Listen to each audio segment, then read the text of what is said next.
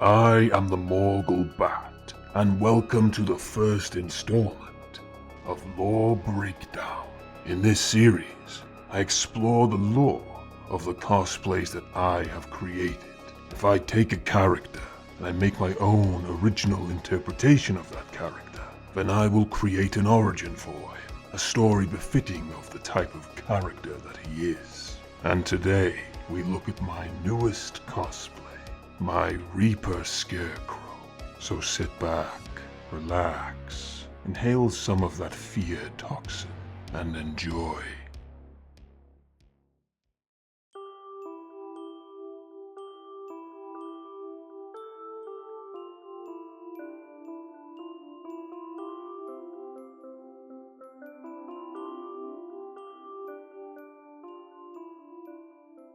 Jonathan Crane's father, Gerald Crane, was a priest that ran a local church in the town of Arlen in the state of Georgia. He carefully presented himself as a true man of God against all sin, but he was flawed and deeply insecure about those flaws. He found it difficult to always stay true to his faith. One day, a woman by the name of Mary would attend his church, and Gerald couldn't help but fall head over heels in awe of her beauty, and it would be the same for Mary. It was as if they were both fated to be together. However, Mary used to be a prostitute, and had spent the last months trying to change her ways, but nor could she or Gerald resist one another. The two would later have an affair, resulting in Gerald fathering a son with Mary, Jonathan. But tragically, however, Mary would die in childbirth. The truth eventually came out to the town, and Gerald's congregation called for him to leave the priesthood and the church. He had no choice but to acquiesce to their demands and accept the shame that came with it. Gerald, now without the church's financial support and left to raise Jonathan alone, would slowly begin to slip into madness. He wanted to blame Mary for seducing him, to accuse her of being a succubus, for causing him to give in to fleshly desire. But he couldn't. She was dead.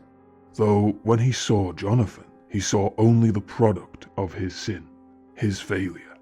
A child now vulnerable to the will of the serpent, just as Eve was in the Garden of Eden. Gerald desperately wanted to remain a man of God, and soon became obsessed with the idea that the devil was watching from the shadows, waiting for him to slip up again and fall into the abyss, into his arms. But more frighteningly, that the devil was waiting to claim his son.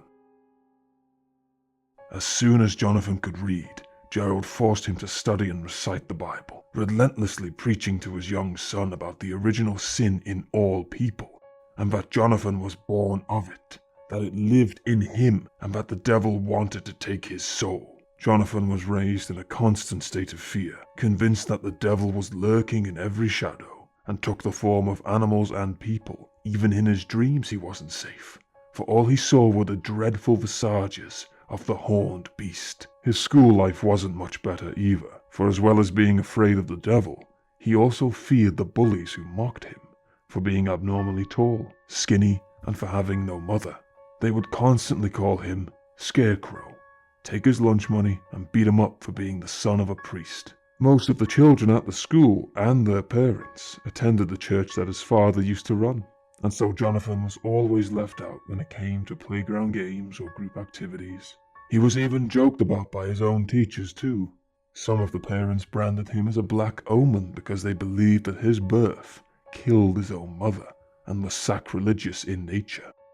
Worse, if he ever hit back at a bully who was either pushing him around or insulting him over his dead mother, or even if he acted out of line towards his father, whether that was misremembering quotes from the Bible, or outright refusing to read it, or even daring to mention his mother, then his father would take him to a nearby cemetery and lock him in an abandoned chapel.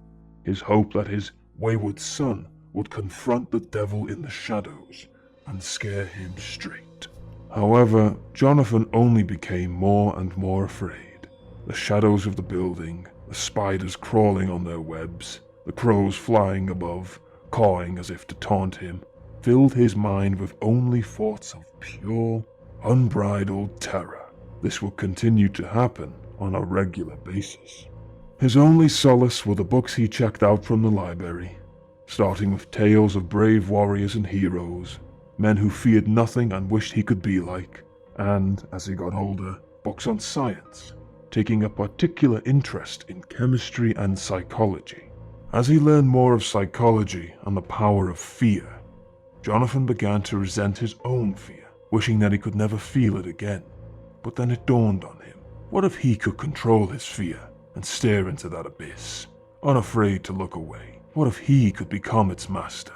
It would certainly take the pain away, the pain of his father's torment, the pain of growing up without a mother, the pain of being Jonathan Crane. It started off with birds, then cats, and then people. Jonathan began to deliberately frighten all things, big or small. It mattered not to him, for it all had the same result: power. A release of all his anger and hate, expressed into a sense of control that he'd never felt before, and all to the dismay of those he targeted. His ghoulish ways landed him in much trouble with his school and his father, who believed that the devil had taken hold of his son and that he had failed to protect him. Thus, as usual, Jonathan was locked away in the church, forced to confront the shadows yet again. But this time, when Jonathan stared into the shadows of the building, into their black abyss, he was not afraid.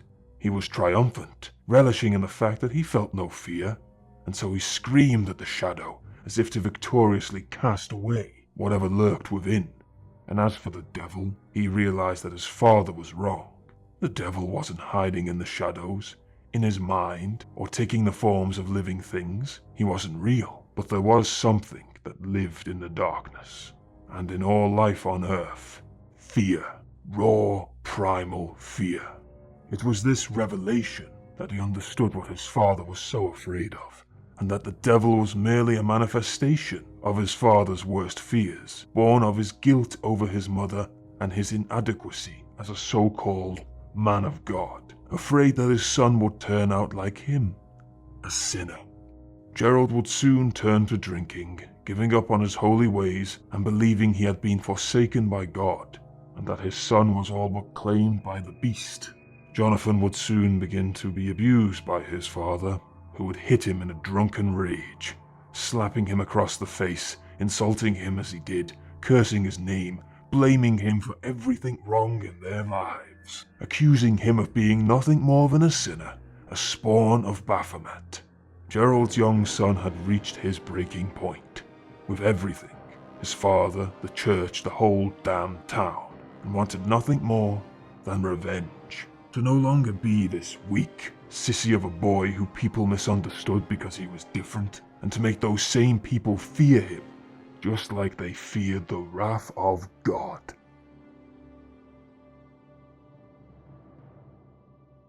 A plan was formed, and one night, Gerald returned home to find his fridge empty of beer bottles that he would routinely stockpile. But there was a note left in the fridge, claiming that if he wanted his beer bottles, then he would have to come to the abandoned chapel at the cemetery. Gerald took one look at the name it was signed off with, Jonathan.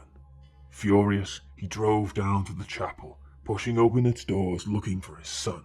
But everything suddenly went black. He awoke in a daze, sitting on a pew, his head throbbing with pain, his arms and legs tied together with rope. Before him stands a tall figure at the podium, shrouded in darkness. He steps into the moonlight. It's his son, wearing his old priest robes and harboring a look of malice on his face. He demands an explanation, but Jonathan doesn't care, and begins asking his father questions about his past, what his childhood was like, why he wanted to be a priest, what made him believe in God. But when Gerald refused to answer and continued to argue, Jonathan became enraged, threatening to run him through with a pitchfork that was laying on the ground. Gerald had no choice but to capitulate to his vindictive son's demands. The more Gerald answered Jonathan's questions, the more disturbing they became, as if his son were a vulture, picking at different parts of his flesh, wanting to see what was lying underneath. Jonathan was tormenting him, forcing him to confront his fears and insecurities about his life, particularly focusing on his sins and how he has treated Jonathan since his birth. The fear-mongering, the drinking, the verbal and physical abuse. Gerald began to break down, his mind overwhelmed and in turmoil, fearing for his sanity and pleading for the agony to stop, terrified of what Jonathan had become and would do next. However, Jonathan rejoiced in his father's fear, relishing every moment, each one affirming the pain that he had endured all of his life. But no more, and now it was time for his father to truly confront his shadow. Jonathan dragged his father out of the chapel and into the cemetery, dropping him before an open grave. When Gerald realized who it belonged to, his heart sank. It was Mary's, her skeletal body laying lifeless in her open coffin. Before Gerald could react, he was thrown into the grave, landing directly on top of Mary's remains. He then screamed in pure terror, but he suddenly became breathless, clutching his chest tightly, and before Jonathan could do anything, his father dropped dead. He'd suffered a heart attack. Sometime after, Gerald was laid to rest. No evidence remained of what had happened to him that terrible night. Jonathan had seen to that. At this time, Jonathan was 18 and inherited his father's home, which he sold and used the money to rent a small apartment in Gotham City, as he chose to study biochemistry, led by Dr. Pamela Isley, and psychology, led by Professor Hugo Strange, at Gotham State University. He learned all that he could in both subjects, relentlessly studying more and more, for he held a sinister aim in mind, something truly diabolical, as his revenge was not yet complete. The death of his father was but the first of many. Soon, Jonathan would create a toxin consisting of various chemicals and plant extracts that, when present in the bloodstream, would cause the amygdala gland to overproduce in fear when the body was exposed to stress, resulting in the manifestations of everything that the victim feared, mapping over their field of vision, bringing them near to the point of insanity. This fear toxin was the way to achieving the power that Jonathan wanted, the key to fulfilling his dark desires. But something was missing. Nobody feared poor old Jonathan Crane. To the other students and some of the teachers at the university, he was just a bony, creepy Scarecrow. That was it. That which he was branded since first starting school all those long years ago, and continuing right through to now. This tall, walking man of straw would be his symbol, his new name, his new self, for the Scarecrow was an old age symbol of fear, and all would come to dread its name.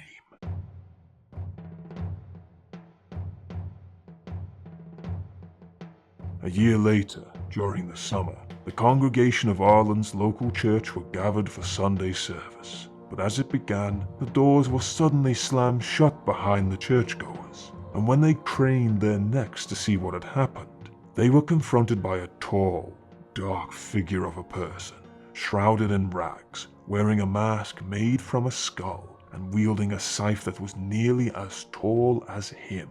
It was the Scarecrow, and he had come for them. As he approached, the attendees simultaneously erupted into a panic. But as they did, their fear intensified, sending them all into a crazed frenzy, crushing and clawing at each other. Little did they know that the cups of water they had been drinking, which were given out freely by the church, had been contaminated with Jonathan's fear toxin, and within mere seconds it had worked its power over them, rendering them a helpless herd ripe for slaughter. Jonathan began mercilessly cutting down each and every one of them, swinging his scythe at all who crossed his path, his vengeance closer and closer to completion, with every mutilated body strewn across the wooden floor, the blood embedding itself within, a constant memory of the murderous scene. Within 5 minutes, Jonathan Crane had utterly cut down the congregation with great cruelty and wickedness, and all that remained was a pile of bodies baptized in blood, faces contorted in horror. His revenge was complete. His life's tormentors were dead. His father, his school bullies, and their parents. All that was left was to return to Gotham, for his great work was about to begin. The work of the Master of Fear, the Scarecrow. Thank you for watching. Please consider subscribing and following my Instagram account. You'll find more things to see there within my cabinet of many a dark and villainous cosplays. Have a good day.